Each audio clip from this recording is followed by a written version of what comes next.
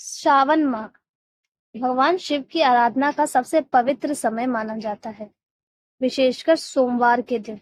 शिव जी का व्रत करने से भक्तों की विशेष फल की प्राप्ति होती है। यह व्रत कुंवारी कन्याएं अच्छे वर के लिए और विवाहित महिलाएं पति की दीर्घ आयु के लिए करती है। इस व्रत की पौराणिक कथा बहुत ही चमत्कारी और श्रद्धापूर्ण है। व्रत की कथा बहुत प्राचीन समय की बात है। एक नगर में एक निर्धन ब्राह्मण अपनी पत्नी के साथ रहता था। वह बहुत धर्मात्मा तथा प्रतिदिन शिवजी की पूजा करता था, परंतु गरीबी इतनी थी कि कभी-कभी उसे भूखा भी सोना पड़ता था। ब्राह्मण ने एक दिन अपनी पत्नी से कहा, अब मैं कैलाश पर्वत जाकर भगवान शिव से प्रार्थना करूंगा कि मुझे ऐसा कोई मार्ग बताए जिससे हमारे जीवन में सुख शांति आ जाए।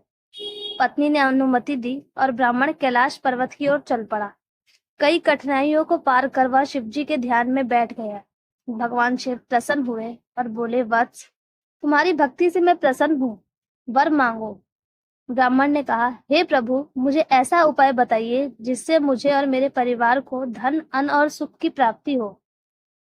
भगवान शिव मुस्कुराए और बोले, सावन के महीने में जो भक्त श्रद्धा पूर्वक सोमवार का व्रत करता है, व्रत में जल, बेलपत्र, अक्षत, धतूरा, भांग और गाय का दूध अर्पित करता है, उसे संसारिक सुखों की प्राप्ति होती है। ब्राह्मण ने सावन के पहले सोमवार का व्रत करना शुरू किया। वह निर्जला व्रत करता, शिवलिंग की पूजा करता और शाम को कथा सुनकर प्रसाद ग्रहण करता। कुछ ही समय में उसके जीवन में चमत्कार होने लगे। घर में अन्न धन की वर्षा होने लगी। लोग उसे सम्मान देने लगे। उसके व्रत और श्रद्धा से नगरवासी भी प्रभावित होकर व्रत करने लगे। दूसरी कथा, कुंवारी कन्याओं की कथा।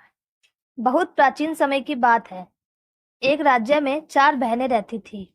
वे सभी कुंवारी कन्या थी और भगवान शिव की भक्त थी। उन चारों ने यह ठान लिया था कि वे सावन के महीने में सोमवार का व्रत करेंगी और शिवजी को पति के रूप में प्राप्त करेंगी। उनकी माँ बहुत धार्मिक थी और बेटियों को शिव पार्वती की कथा सुनाया करती थी। माँ ने कहा था, पार्वती जी ने कठोर तप कर शिवजी को पति के रूप में प्राप्त किया था। तुम भी श्रद्धा से व्रत करोगी तो शिवजी आशीर्वाद जरूर देंगे।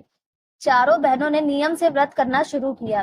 सुबह स्नान कर साफ वस्त्र पहनती, शिवलिंग पर जल, बेलपत्र, दूध अर्पित करती, दिन भर व्रत रखती, किसी से झगड़ा भी नहीं करती।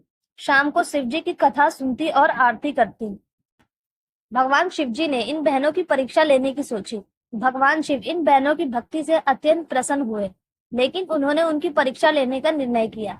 एक दिन उन्होंने एक बूढ़े साधु का रूप लिया और उन बहनों के गांव में पहुंचे। वे बहनें उस समय जल भरने के लिए नदी किनारे जा रही थी।